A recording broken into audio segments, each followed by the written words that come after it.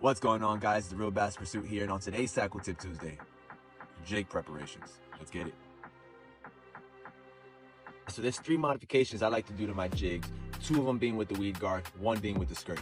Now the first modification I like to do is I like to trim the weed guard down to where that barb is on the hook. If you guys can see it here, let me move this skirt out the way here. Where that barb is, I like to trim it down there. The reason I do that modification is because this modification helps your hook penetrate a fish's mouth while still providing that protection to avoid snagging over vegetation and cover. Now, a lot of the times, this is going to also help with your hookup ratio.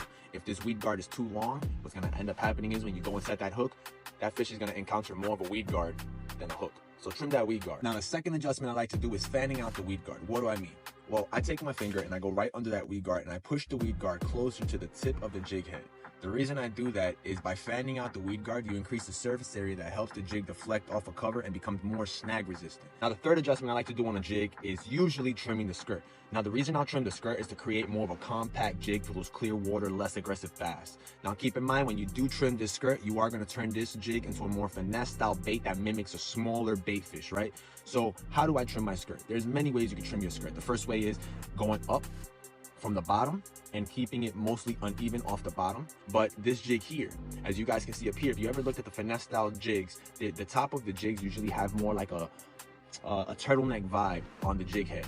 That becomes more of a finesse style jig. If you trim the bottom and add a small trailer on it, now you're going to imitate a smaller bait fish, and it's probably going to be easier for a bass to bite. So those are the modifications I like to do to a jig. It normally helps me out in the water with my hookup ratio, and like I said, a lot of these modifications tend to vary on different situations depending on where I'm fishing. If you found these tips helpful, let me know in the comment section below. Let me know what you do different, and like always, I'll catch you guys on the next one.